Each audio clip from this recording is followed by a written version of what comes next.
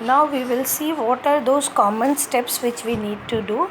So the first step is destarching the leaf. We can make it as first. This is our first step.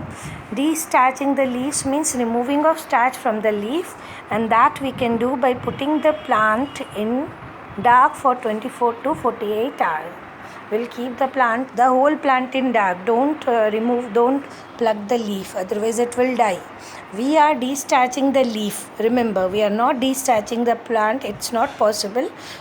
Within 24 to 48 hours, all the starch in the leaf, it is translocated to other part. So if you keep it in dark for 24 to 48 hours, the leaf will be free from starch, and that we can do by putting it in dark for 24 to 48 hours.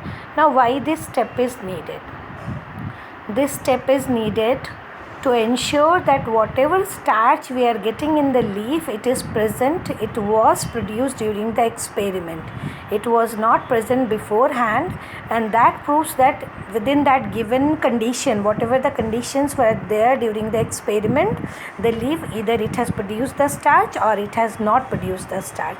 So the first step is destarching the leaf, which we do by keeping the plant in dark for 24 to 48 hours.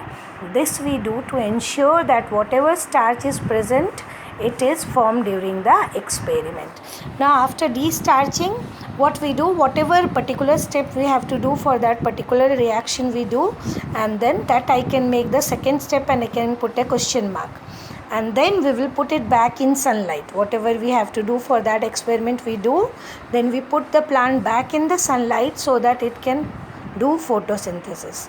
After we have put it in the sunlight for one day or maybe little more, then we'll pluck a particular leaf, and after that this could be our fourth step. First step, destarching. Second step is the specific step for that particular reaction, process, experiment. Third will be putting in sunlight, and fourth will be we'll pluck the leaf and we'll dip it in boiling water. Why we are dipping it in boiling water? To kill the cells. Don't write kill the germs. It is kill the cells so that cell can take stain properly. You can see that blue-black color. So we are doing it for killing the cell.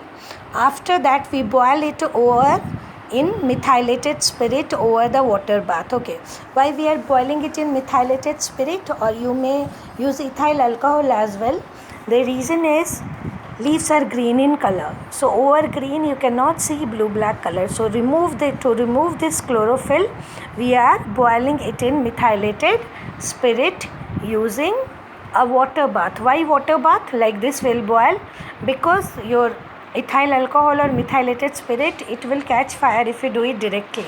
So you will boil, in a test tube will put the alcohol or the methylated spirit. With that you will put the leaf which you have plucked, and you will boil it over water bath. After some time you will see the green color of the leaf will go, but it will become hard and brittle. So our fifth step will be, we will place it in hard water again to soften the leaf. To make the leaf soft, we'll put it again. And finally to this leaf, the last step is we'll do our starch test. We'll put iodine solution. If it is giving a blue-black color, means starch is present, and if it is giving a brown color, means starch is absent. Okay, so now our first experiment, children, it is to show that chlorophyll is necessary for photosynthesis. To show that chlorophyll is necessary for photosynthesis, again we'll take a variegated leaf. Now what is the meaning of variegated leaf? We have got few examples: coleus, geranium and croton. A very common one which all of you have seen, that is your money plant. A variegated leaf which is having a green part and a non-green part. That type of leaf is called variegated leaf. So we'll be taking a variegated leaf and we'll mark in a piece of paper, we'll mark this green and non-green part. Okay. Now we'll follow that same steps what I have told. We'll destarch, we'll place it in the sun. After few hours we'll pluck the leaf. We'll make the outline in a paper, because afterwards we are boiling it, you will not get the green and non-green part. The chlorophyll will be gone.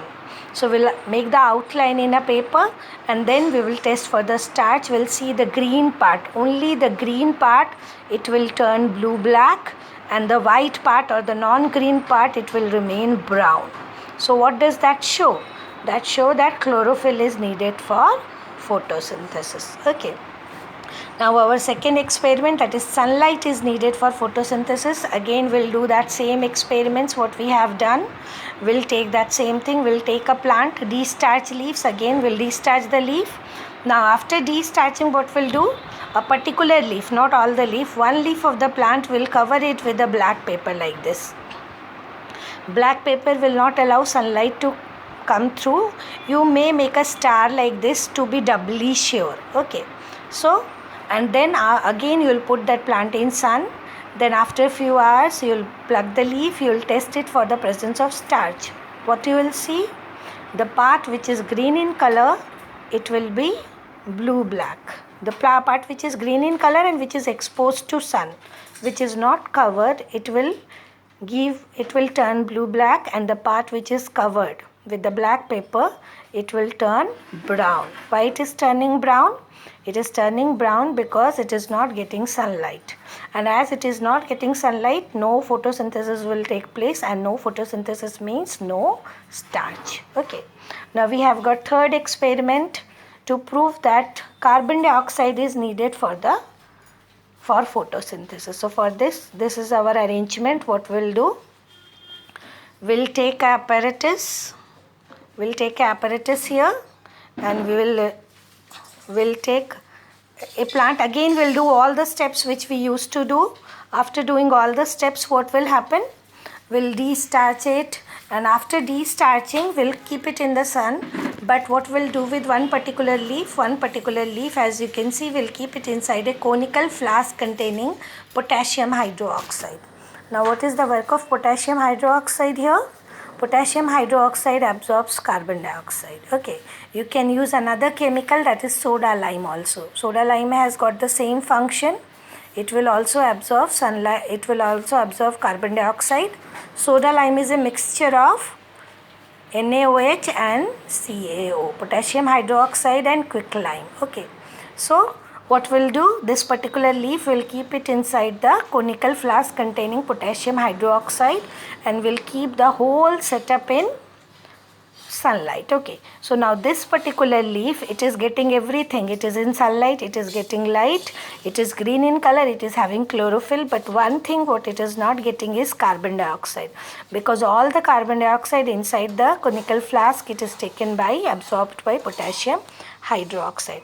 Now what you can do, you can mark these leaf as A and B. The leaf which is outside A and the leaf which is inside B. And you will test it for starch. You will see that the leaf B, it will turn brown. It will not turn blue black because no starch is formed due to absence of photosynthesis, and leaf A, it will turn blue black, telling us that the starch is produced. So this particular experiment shows us that carbon dioxide is needed for photosynthesis. Now the last experiment, that is to show that oxygen is produced during photosynthesis. So for this, what we'll do, we'll take a very small water plant like Elodea or Hydrilla. We'll take it in a beaker. This is our setup. So we'll do it something like this. We'll take it in a beaker, and we will cut the stem obliquely, and the stem should be inside the neck of the funnel. We'll invert a funnel over that, and above the funnel we will invert a test tube filled with water. We need to remember that the level of funnel, the neck of the funnel, it should be below the water level in your beaker. Now we'll keep the whole setup in sun for some time. You will see bubbles start coming out, and oxygen gas, it will be accumulated at the top of test tube. You can test it by bringing a burning splinter which will start burning more brightly, showing that oxygen is given out. Okay. In this setup, if you do the same thing with a little warm water, you will see the bubbling is less. Why the bubbling is less? Because in warm water or hot water, carbon dioxide content is less. If you put a little bit of sodium bicarbonate here, NaHCO3, if you put a little bit of sodium bicarbonate in this particular reaction, you will see the bubbling will be more and the amount of oxygen produced will be more. Why? Because sodium bicarbonate, it breaks to give carbon dioxide. So when the raw material is more, end product will also be more. That means when your carbon dioxide is more, oxygen will also be more. Okay. So if you talk about the importance of photosynthesis, we know it provides food to all and it gives oxygen gas to all of us. Okay.